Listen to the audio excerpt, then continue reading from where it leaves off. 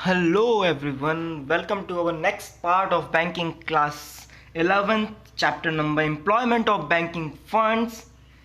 तो आज हम स्टार्ट करेंगे अपना टॉपिक जो कि है एसेट्स लायबिलिटी मैनेजमेंट या फिर हम उसको कह सकते हैं liquidity management. Assets liability management और लिक्विडिटी मैनेजमेंट। तो अब इस टॉपिक में क्या होता है, देखिए बैंक के पास फंड होता है, या तो बैंक के पास फंड सरप्लस होगा या तो बैंक के पास फंड की शॉर्टेज होगी। तो इन दोनों सिचुएशंस में हम एसेट्स और लायबिलिटीज के बीच में मैनेजमेंट कैसे करते हैं, या फिर जो बैंक के पास फंड है उसकी लिक्विडिटी को मैनेज कैसे करेंगे, इसको हम पढ़ते हैं लिक्विडिटी मैनेजमेंट या फिर एसेट्स लायबिलिटी मैनेजमेंट टॉपिक में। एसेट्स आपको बताया था मैंने लास्ट पार्ट में कि जो पैसा एक बैंक किसी दूसरे पार्ट को मतलब किसी पब्लिक को देती है या फिर किसी अदर बैंक को देती है एज अ लोन या ग्रांट, तो ये उसके लिए एसेट्स होता है। वहीं अगर कोई और बाहर से जनरल पब्लिक या अदर बैंक किसी एक बैंक में अगर कोई मनी डिपॉजिट करती है तो ये बैंक की लायबिलिटी होती है, रिस्पॉन्सिबिलिटी टू पे होती है उस फंड की। तो हम जानेंगे एसेट्स लायबिलिटी मैनेजमेंट और एसेट्स लिक्विडिटी मैनेजमेंट क्या होता है। देखिए एसेट्स लायबिलिटी मैनेजमेंट एक बैंक के लिए बहुत जरूरी है, क्योंकि अगर बैंक के पास सरप्लस होता है यानी कि आइडल कैश, यानी कि वो पैसा जिसका भी यूज नहीं हुआ है, तो कहीं ना कहीं अगर वो पैसा बेकार पड़ा हुआ है तो वो एक अपॉर्चुनिटी लॉस होता है। मतलब वो कहीं यूज हो सकता है लेकिन वो यूज नहीं किया गया। और अगर बैंक के पास शॉर्टेज होती है तो बैंक को ये पैसा किसी ना किसी से लेना पड़ता है। अपनी शॉर्टेज को पूरे कर, जो उसकी डेफिशिएंसी है उसको कंप्लीट करने के लिए बैंक या तो कहीं बाहर से अदर बैंक से लेती है। तो इन सभी चीजों को मैनेज करने के लिए एसेट्स लायबिलिटी मैनेजमेंट किया जाता है। देखिए कभी कभार जब शॉर्टेज हो जाती है फंड की, तो शॉर्टेज होने पर कभी कभी क्राइसिस फंड की बहुत ज्यादा होती है बैंक में, तो कभी कभार एक सिचुएशन आ जाती है इन केस ऑफ शॉर्टेज जिसे कहते हैं बैंक रन। अब ये बैंक रन क्या होता है? बैंक रन का मतलब होता है एक ऐसी सिचुएशन जहां पर ओवर विड्रॉल हो। क्या हो? Over withdrawal of money, over withdrawal of money by withdrawers. जब जिन लोगों ने बैंक में पैसा जमा किया है वो अपने पैसे को ओवर विड्रॉ करें। ओवर विड्रॉ हम कब करते हैं? जब हमें बैंक पे एक शक होता है, एक सस्पिशन होता है कि बैंक जो है फंक्शन करना बंद कर देगी, bank will stop to function. मतलब एक ऐसी सिचुएशन जहां पर लोग अपना पैसा बैंक से हद से ज्यादा, एक नॉर्मल लिमिट से ज्यादा निकालने लगे, क्योंकि उनको लगने लगता है कि बैंक एक बहुत जल्द टाइम में बंद हो जाएगी या फिर काम करना बंद कर देगी। यानी कि जब शॉर्टेज एक बहुत ही हाई लेवल पर पहुंच जाती है तो लोगों को लगने लगता है कि अब बैंक के पास फंड नहीं बचा है और वो एक बहुत फिक्स टाइम में, बहुत नियर टाइम में स्टॉप या फंक्शन करना बंद कर देगी, तो वो ओवर विड्रॉल करने लगते हैं। इसी केस को कहते हैं बैंक रन। बैंक रन क्या होता है? Over withdrawal of money by withdrawals because they believe that the bank will stop to function in the near future. अब इस एसेट्स लायबिलिटी मैनेजमेंट को मैनेज करने के लिए, इस काम को करने के लिए एक कमिटी बनाई गई है। क्या बनाई गई है? कमिटी, जिसको कहते हैं ALMCO, assets liability management committee. अब ये कमिटी करती क्या है? ये कमिटी जो है एक डिसीजन मेकिंग बॉडी है। कैसी बॉडी है? Decision making. Decision making. और क्या कह सकते हैं इसको, एक फॉर्म्युलेटिंग बॉडी है जो फॉर्मुलेट करती है। अब ये क्या डिसीजन मेकिंग करती है, क्या फॉर्मुलेट करती है, अभी बताएंगे। और क्या करती है, ओवरसी करती है किसको, फंक्शंस, यानी कि फंक्शंस को लुक आफ्टर करती है, ऑब्जर्व करती है। अब ये डिसीजन मेकिंग, क्या डिसीजन मेकिंग करती है, क्या फॉर्मुलेट करती है, किसके फंक्शंस ओवरसी करती है, ये करती है assets and liabilities of bank. मतलब एसेट्स और लायबिलिटीज जो बैंक के हैं उसका डिसीजन मेकिंग, उस फंड को कहां पे लगाना चाहिए, फॉर्मुलेट करती है कि कितना फंड हमें बाहर जनरल पब्लिक को देना है, कितना सीआरआर मेंटेन होगा, कितना क्या करना है, इसको फॉर्मुलेट करती है। फंक्शंस देखती है बैंक के, कहीं बैंक ज्यादा एज अ एसेट इन्वेस्ट तो नहीं कर रही है, कहीं ज्यादा बैंक ने जनरल पब्लिक को डिपॉजिट तो नहीं ले लिया है। ये सारी चीजें का जो बैलेंस है इसको मैनेज करने का काम कौन करती है, एसेट्स लायबिलिटी मैनेजमेंट कमिटी। और देखिए एसेट्स लायबिलिटी मैनेजमेंट कमिटी क्या करती है, ये बहुत से रिस्क जो होते हैं उसको भी कम करती है, जैसे कि credit risk, interest risk, liquidity risk. तो ये रिस्क है, इनको भी मैनेज करती है बैंक के एसेट्स लायबिलिटी मैनेजमेंट कमिटी। जो बैंक के ये डिफरेंट रिस्क होते हैं, क्रेडिट फैसिलिटीज होती हैं, क्रेडिट रिस्क होता है, इंटरेस्ट का रिस्क होता है, लिक्विडिटी रिस्क होता है, सबसे बड़ा रिस्क है लिक्विडिटी रिस्क। इन सारी चीजों को मैनेज करती है एसेट्स लायबिलिटी मैनेजमेंट कमिटी। तो अब देखते हैं इसके नोट्स, जिससे आपको थोड़ा ब्रीफ मिल जाएगा। आप स्क्रीनशॉट भी ले सकते हैं अगर आप इसको चाहें। एसेट्स लायबिलिटी मैनेजमेंट कमिटी और जो भी अभी बताया है इसके नोट्स आप देख सकते हैं। अभी आपको दिखाते हैं इसके नोट्स। देखिए ये रहे इसके नोट्स। देखो एक बैंक है, बैंक के पास जो पैसा आता है, मतलब हम डिपॉजिट करते हैं, ये बैंक के लिए क्या होती है, लायबिलिटी होती है।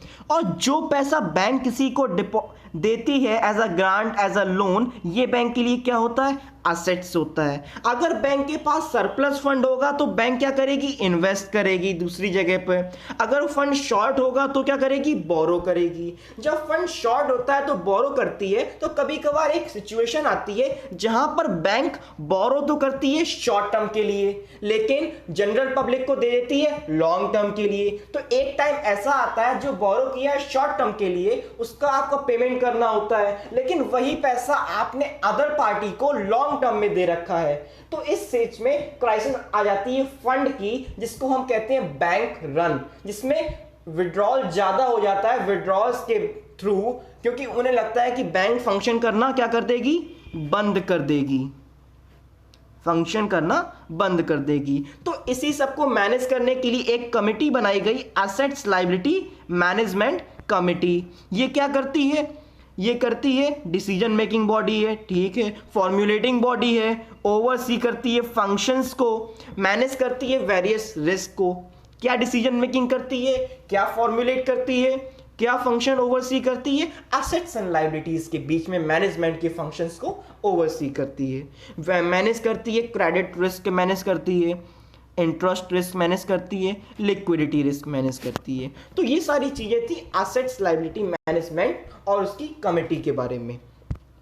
अब हम देखते हैं अपना नेक्स्ट टॉपिक, जो कि है इन्वेस्टमेंट इन सिक्योरिटीज।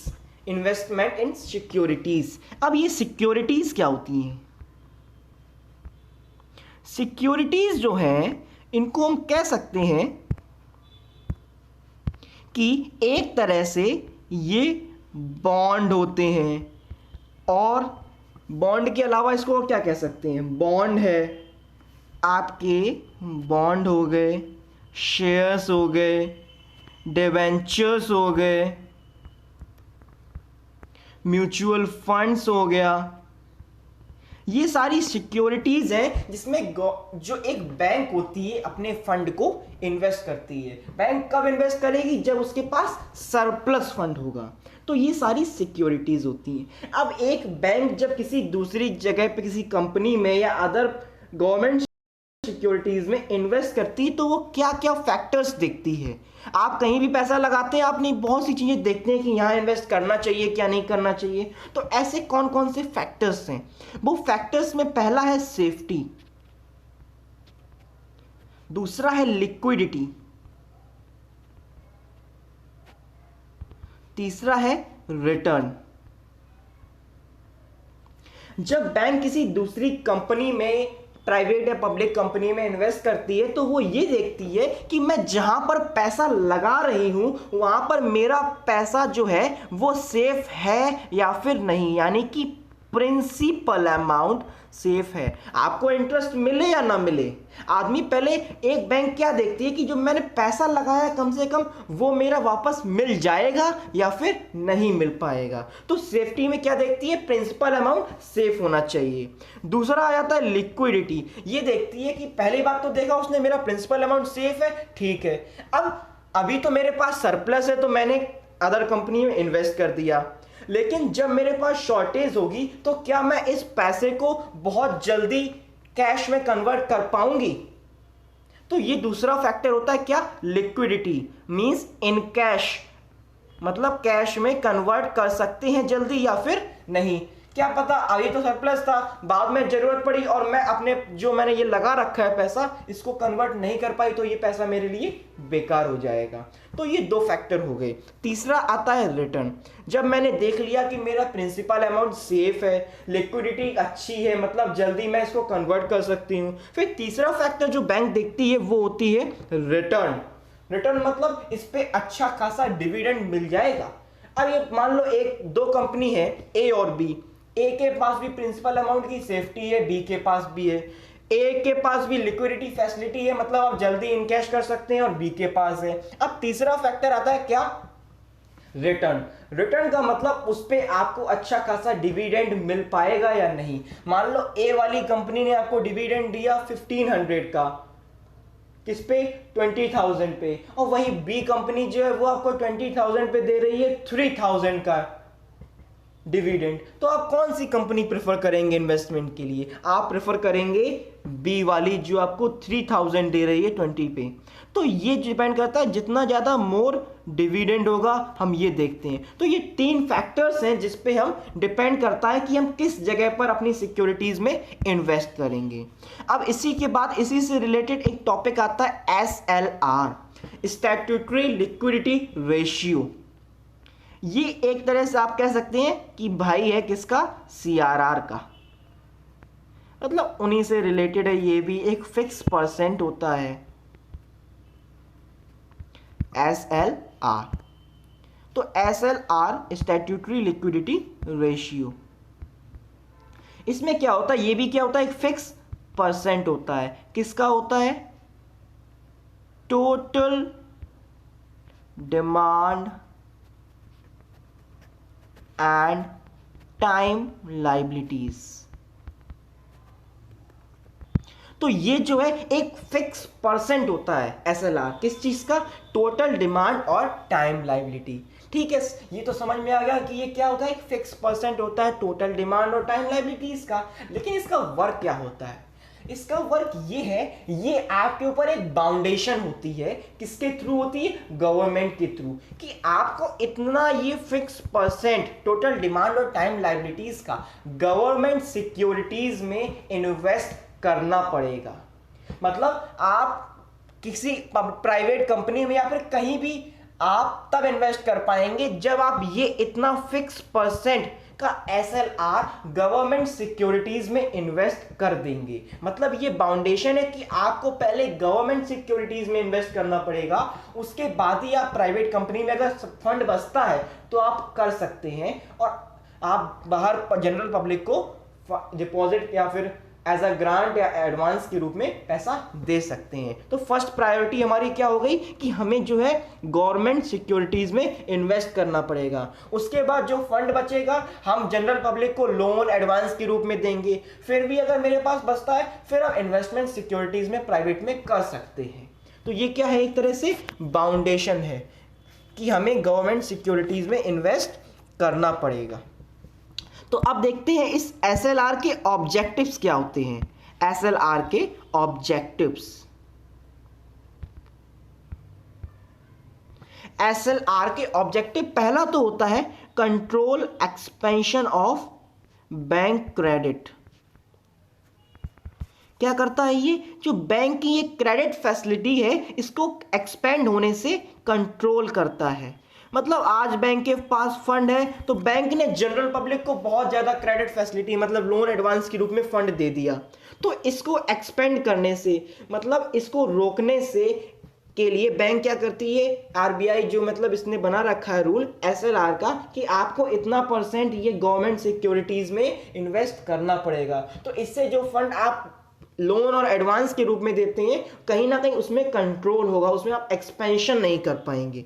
तो ये था इसका पहला ऑब्जेक्टिव। दूसरा आता है, इससे पता चलता है कि कॉमर्शियल बैंक की सॉल्वेंसी पावर कितनी है, मतलब एक बैंक कितना कैपेबल है फंड को जनरल पब्लिक को देने के लिए और एसएलआर में इन्वेस्ट करने के लिए। आप ये फिक्स परसेंट किसका होता है, टोटल डिमांड और टाइम लायबिलिटीज। तो इससे हमें पता चलता है कि बैंक की कैपेसिटी कितनी है, यानी कि टोटल डिमांड और टाइम लायबिलिटीज कितनी है बैंक की। तीसरा जो इसका ऑब्जेक्टिव है वो है objectives to force bank to invest in government securities.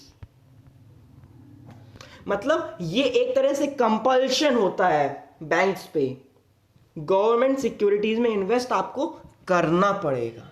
तो ये हो गया आपका statutory liquidity ratio SLR. SLR क्या होता है, एक तरह से ये एक फिक्स परसेंट है टोटल डिमांड और टाइम लायबिलिटीज का, जो कि एक बाउंडेशन है आपके ऊपर कि आपको गवर्नमेंट सिक्योरिटीज में इन्वेस्ट करना पड़ता है, या तो आप बॉन्ड्स के गवर्नमेंट बॉन्ड्स खरीद लें, in the form of gold आप इन्वेस्ट कर लें, इन सारी चीज़ों के फॉर्म में आप इन्वेस्ट कर सकते हैं। इसके बाद हमारा टॉपिक आता है एडवांसेस, लोन्स एंड एडवांसेस। देखो लोन्स और एडवांसेस लगभग सिमिलर टर्म है, ये भी जनरल पब्लिक को क्रेडिट फैसिलिटी के रूप में प्रोवाइड किया जाता है लोन, और एडवांसेस भी जनरल पब्लिक को क्रेडिट फैसिलिटी की फॉर्म में प्रोवाइड किया जाता है। लोन जो होता है वो आपका लॉन्ग टर्म के लिए प्रोवाइड किया जाता है, डिफरेंस देखिए इनमें, लोन जो है ये प्रोवाइड किया जाता है लॉन्ग टर्म के लिए, और जो हमारा एडवांस है वो प्रोवाइड किया जाता है शॉर्ट टर्म के लिए, शॉर्ट टर्म के लिए। तो ये इसका हो गया डिफरेंस। तो अब हम अपनी बात करते हैं कि लोन्स और एडवांसेस में डिफरेंस तो सर क्लियर हुआ। अब ये लोन्स कितने टाइप के होते हैं, लोन्स जो हैं वो होते हैं सिक्योर्ड और अनसिक्योर्ड। अब ये सिक्योर्ड और अनसिक्योर्ड लोन्स क्या होते हैं, सिक्योर्ड लोन्स और अनसिक्योर्ड लोन्स जो हैं, देखिए पहले देखते हैं सिक्योर्ड। सिक्योर्ड लोन में क्या होता है, आपको कोलेट्रल देना पड़ता है बैंक को, आपको लोन चाहिए तो उसके बदले में आपको क्या देना पड़ेगा, कोलेट्रल। कोलेट्रल एक तरह से सिक्योरिटी होती है जो आप बैंक के पास रखते हैं, एक तरह की असेट्स आप कह सकते हैं, गिरवी रखना, मोर्टेज करना। मतलब अगर आप फेल हो जाते हैं पेमेंट करने में तो बैंक आपका जो लोन दिया हुआ है आपको वो उसकी रिकवरी उस पर्टिकुलर असेट्स यानी कि कोलेट्रल से करती है।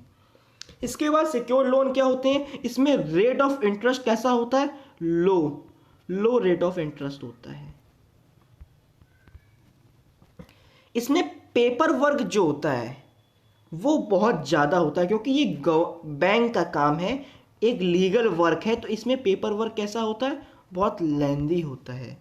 इसमें आप लीगल है तो आप अपनी कैपेबिलिटी के हिसाब से, कोलेट्रल के हिसाब से आप बोरो कर सकते हैं। इसमें जो लिमिट होती है बोरोविंग की वो हाई होती है, हाई बोरोविंग लिमिट्स।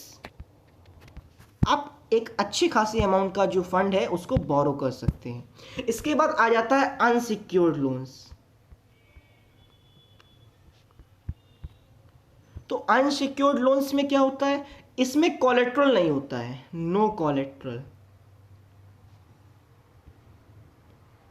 तो फिर ये लोन आपको सर मिलता कैसे है? ये आपको मिलता है आपकी गुडविल या फिर आप कह सकते हैं क्रेडिट वर्दीनेस को देखकर। क्रेडिट वर्दीनेस, आपकी गुडविल कैसी है, आपकी रेपुटेशन कैसी है, आपके बिजनेस की है आपकी, उसको देखकर आपको इस पे दे दिया जाता है। ये एक तरह से अनसिक्योर्ड लोन है, मतलब कोई इसका लीगल फॉर्म नहीं है, तो इस पे इंटरेस्ट जो होता है हाई होता है, इंटरेस्ट हाई होता है। इसके अलावा ये इलीगल है तो ज़्यादा पेपर वर्क भी नहीं होता, आप कह सकते हैं नेग्लिजिबल या फिर less paper work. Paper work कैसा हो गया, इसमें लेस हो गया। तो अब ये अनसिक्योर्ड लोन्स को हम एक नाम और देते हैं, पर्सनल लोन। इसका अनदर नेम है, इसको कहते हैं पर्सनल लोन्स। तो ये थे दोनों टाइप्स लोन्स के, सिक्योर्ड लोन्स और अनसिक्योर्ड लोन्स। सिक्योर्ड लोन्स में क्या होता है, कोलेट्रल होता है, इसमें रेट जो इंटरेस्ट है वो लो होता है, लंबे समय के लिए मिल जाता है, बोरोइंग लिमिट हाई होती है और लेंदी इसका पेपर वर्क होता है। इसके अलावा अनसिक्योर्ड लोन जो है वो कैसे होते हैं, वो आपको क्रेडिट वर्दीनेस के बेसिस पर मिलते हैं। इसमें इंटरेस्ट रेट आपका हाई होता है, लोन आपको बहुत कम टाइम के लिए मिलता है और बोरोविंग लिमिट भी इसमें कम होती हैं, पेपर वर्क लेकिन लेस होता है क्योंकि ये एक लीगल फॉर्म में नहीं है। अब इसके देखते हैं कि इसमें नोट्स इसका आपको दिखाते हैं, इसका आप शॉर्ट में कैसे लिख सकते हैं, इसको देखिए और अगर आप चाहते हैं तो इसका स्क्रीनशॉट भी ले सकते हैं। देखिए ये था हमने पढ़ा हुआ अभी तक का इन्वेस्टमेंट इन सिक्योरिटीज़। कैसे हो सकते हैं, शेयर्स के फॉर्म में हो सकते हैं, डिवेंचर्स हो सकता है, बॉन्ड्स है, कमर्शियल पेपर है, म्यूचुअल फंड है। बैंक के पास जब सरप्लस फंड होता है तब इन्वेस्ट करती है, ठीक है। फैक्टर्स क्या है, सेफ्टी, लिक्विडिटी, रिटर्न। सेफ्टी मतलब प्रिंसिपल अमाउंट सेफ होना चाहिए, लिक्विडिटी ईजिली कन्वर्ट कर सकें कैश में, रिटर्न एक फेयर रिटर्न मिलना चाहिए हमें इन्वेस्टमेंट पे।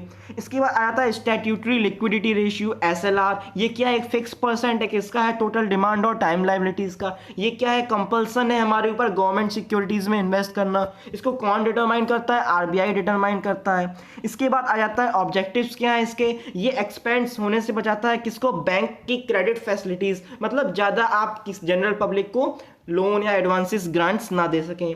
ये आपकी कैपेसिटी बताता है कि आप कॉमर्शियल बैंक के कितनी उसकी पावर है, कितना फंड है उसके पास।